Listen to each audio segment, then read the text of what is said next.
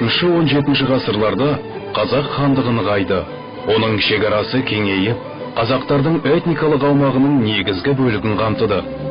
Орта Азиямен, Астраханьмен, Сібір хандығымен, Ресей мемлекетімен қарым-қатынастар сақталды.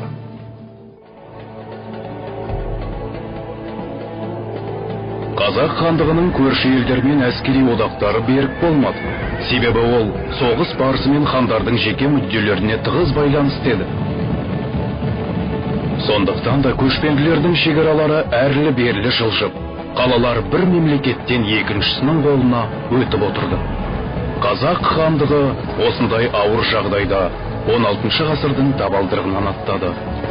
Керейден соң Жәнібек, одан кейін Бұрындық хандық құрды. Жәнібектің ұлы Қасым әрі сұлтан, әрі кеңесші болды. Негізінде хандықты Қасым басқарды. Жоғарғы билікке таласта Қасым жеңіп шығып, Бұрындықты елден аластапты. Замандастардың айтуынша, Қасым хан халықты соңынан ерте білетін батыл билеуші, дарынды қолбасшы болған. Қасым хан дана саясаткер ретінде хандықтың аумағын кеңейтіп, алыс жақын мемлекеттер арасындағы ықпалын күшейтуге ұмтылды. Ол Еділ жағалауы және Ресей халықтарымен, Сібір және Орта Азия хандықтарымен тығыз байланыстар орнатты. Қасым хан билік құрған тұста қазақ мемлекеті гүлденіп, өркендеді. Оның реформалары тарихта Қасым ханның қасқа жолы деген атаумен танымал.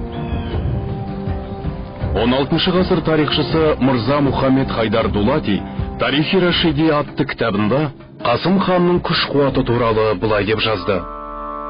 Оның билігі күллі дешті қыпшаққа таралды. Қол астындағы халық саны миллионнан асады. Аса беделді хан 300 мың адамнан тұратын атты әскерді бір сәтте жасақтай алатын.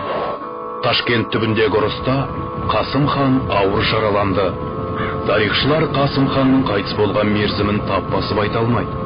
Бірақ ұлы ханның қазасынан кейінгі қазақ хандығындағы күйзеліс 15 жылға созылғандығы тарихта мәлім. Ішкі алауыздық өршіп, жаулардың шабуылы жиіледі. Парсы дерек көзінде бұл туралы Дешті Қыпшақтың қазақтар деген атпен белгілі сұлтандарының ынтымағы жойылды. Олар өзара көп қырқысты делінген. Қазақ хандығының жағдайын Қасым ханның ұлы Хақназар ғана түзетті. Ол сауда-саттықты дамытып, Еділ мен Жайық қазақтарының көші-қонысын кеңейтті. Ноғай ордасы билеушілерінің өзара тартыстары кейбір көшпелі тайпалардың қазақ хандығына қоныс аударуына себепші болды. Хақназар хан ноғайларды ығыстырып, оларды Дон өзеніне қарай көшуге мәжбүр етті.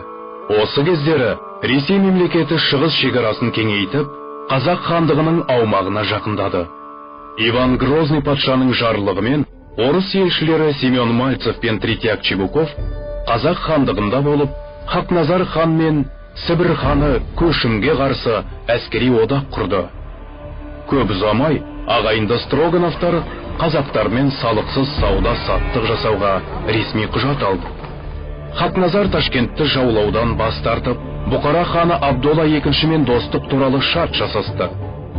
Қазақ хандығы мен өзбектердің сауда-саттық байланыстары қайта нығайды, бейбіт күндер орнады.